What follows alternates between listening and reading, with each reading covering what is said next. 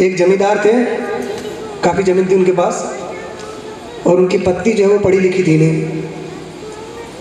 उनके वहाँ एक पंडित जी गए, तो वो स्वयं पाकी थे, खुद ही बनाकर खाते थे। अब जैसे उनके घर पहुँचे तो जमींदार जी ने कह दिया कि अपनी पत्नी से कि पंडित जी आए हैं, इनको की व्यवस्था कर दो, चौका में सब सीधा सामान सब देना है, सब ठीक है। अब वो गई, उसने सब व्यवस्था कर दी। अब पानी की ज़रूरत पड़ी, पंडित जी भोजन बना रहे थे, अब पानी चाहिए, तो उन्होंने, उनका सेठ का एक नौकर था, ग्वाल था, उससे कहा कि पानी ले आओ। तो जैसे पानी लेने के लिए जाने लगा तो उसने पहले पूछा पंडित जी ने, बताओ तुम दीक्षित हो कि अदीक्षित हो? कि महाराज ये क्या होता है? विचार उसने पहली बार सुना ये शब्द, ये कौन सी बला है? तो दीक्षित का मतलब तुमने गुरु से दीक्षा ली है कि नहीं ली है? गुरु से दीक्षा लेने वाला दीक्षित, जिसने दीक्षा नहीं ली वो अदीक्षित। गुरु वाला, जिसका गुरु नहीं होता वो निगोड़ा। कैसे निगोड़ा? ये तो निगोड़ा है, निगोड़ी है। तो निगोड़ा निगोड़ी यहाँ पंजाब तरफ बोलते हैं ये, इसका गुरु नहीं होता वो निगोड़ा। गुरु तो दीक्षा नहीं ली वो अदीक्षित। तो कहा कि नहीं महाराज ये तो हमको पता नहीं कछु कहाँ होते हैं। कि नहीं दीक्षा नहीं, तुम्हारा हाथ का पानी नहीं पिएंगे हम। ठीक है, तो जाकर उसने बता दिया कि भाई ऐसा ऐसा बोल रहे हैं पंडित जी, तो बिना पानी कैसे काम चलेगा?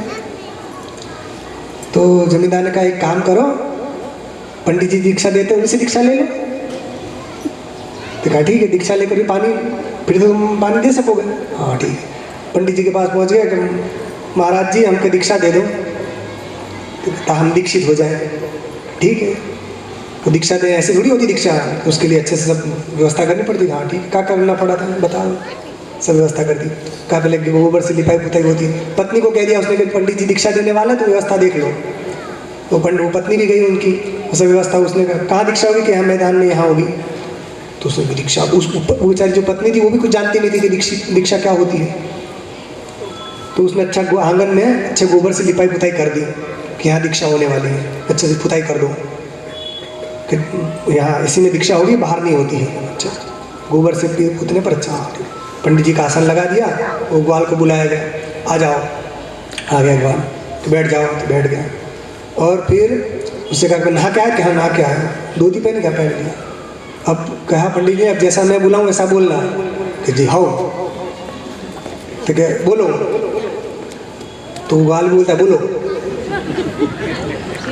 पंडित जी बोले अरे बोलो नहीं बोलना है, मैं जो बोलता हूँ बोलना है, बोलो। तो भी बोलता है अरे बोलो नहीं बोलना है, मैं जो बोलता हूँ बोलना है, बोलो। अब तो पंडित जी कह रहे मूर्ख कहीं का, मेरे सामने बोलता है। वो भी कहता है मूर्ख कहीं का, मेरे सामने बोलता है। और पंडित जी जो जो बोले वही वही गाल बोले। अब दोनों बड़ी कहा सुनी होने लगी। पंडित जी बड़े नाराज होने लगे, तो ऐसा बोलते ऐसा बोलते। अब करते करते बात झगड़े पर आ गई। ऐसा कहा मुझे मारूंगा, मैं तुझे मारूंगा। करते करते कुश्ती होने लगी दोनों में। आ जा चलो। अब दोनों कुश्ती लड़ने लगे और खिंचातानी खींचे, कुश्ती जैसे लड़ते ना, खिंचातानी करने लगे। अब बात क्या थी, वो जो ग्वाल था वो पहलवान था, वो पंडित जी थोड़े बेचारे। अब वो ग्वाल ने पंडित जी को उठा उठा के धक्का मार के बाहर जैसे ले जाएंगे। वो पत्नी देख रही थी, वो पत्नी को पता नहीं होता कि क्या होता है। तो वो समझी कि धक्का देके वो गोबर जो लिपाई हुई थी उससे बाहर ना चले जाए। उसको लगा ये दीक्षा हो रही है,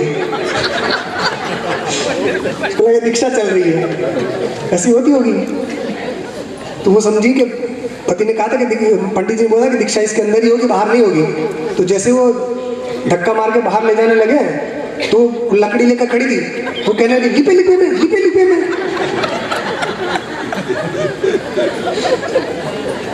वो बाहर नहीं जाना। पंडित जी बेचारे थक गए उसके कारण, और वो पहलवान था, वो खूब खाता पीता था। अब तो उसने, पंडित जी भागना चाहे कि इसके पिंड छुड़ा के भागे, वो भागना चाहे तो फिर वो आ जाए डंडा लेके लिपे लिपे में, लिपे लिपे में। उनको भागने ना आता पंडित जी को। और फिर वो ग्वाल पकड़ ले, फिर कुश्ती होने लगी है। कुश्ती होते होते अंत में वो बलवान ग्वाल ने पंडित जी को उठा के पटक दिया। बेचारे पंडित जी बैठे थे, अब क्या करें, नाराज होकर बैठ गए कोना में। वो पत्नी जो है जब सब शांत हो गया तो उसको लगा दीक्षा हो गई। तो पंडित जी चौका के पास आगे जाके मुंह लटका ऐसे बैठे थे। पत्नी ने सारा जब अपने पति को हाल चाल सुना दिया, ऐसा ऐसे होता है, दीक्षा हो गई, क्या हो गई, बहुत बढ़िया, अच्छी है। कि तुम्हारी दीक्षा हुई कि नहीं? मेरी दीक्षा भी नहीं हुई है अभी। अच्छा, तो कहा ऐसी दीक्षा हो तो हम भी दीक्षा ले लें। तो उसने कहा ठीक है, पंडित जी को जाओ सामान दे आना, सीधा सामान तो दे आओ। तो सब सीधा सामान लेकर पंडित जी के पास गई और सब जाकर पंडित जी रखे नीचे मुँह लगे बैठे। और जैसे वो जाकर उसने सामग्री रखी तो पंडित जी के पास डंडा रखा था। अब वो ग्वाल को तो मार नहीं सकते थे, और इसी ने बार बार लिपे करके इसी ने भागने नहीं दिया। तो उठाया डंडा, जैसे वो सीधा देने आई, जैसे रखा तो पीठ पे जोर से डंडा मारा, ले। जैसा डंडा पड़ा तो भागते भागते आई पति के पास डंडा खा के। पति ने पूछा क्या हुआ? तो कहने लगी सीधा देना, बोली कि दीक्षा लेना आसान है, सीधा देना बड़ा कठिन है।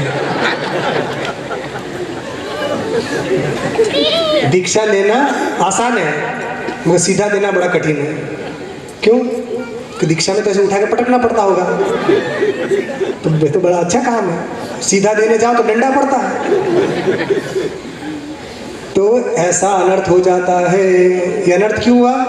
क्योंकि पद और पदार्थ का ज्ञान नहीं होने के कारण। ये हमने आपको हंसी हंसी में ये सारी बात बता दी। इसका तात्पर्य क्या है? यदि पद और पदार्थ का जिसको ज्ञान नहीं होता है वो व्यक्ति अनर्थ कर बैठता है।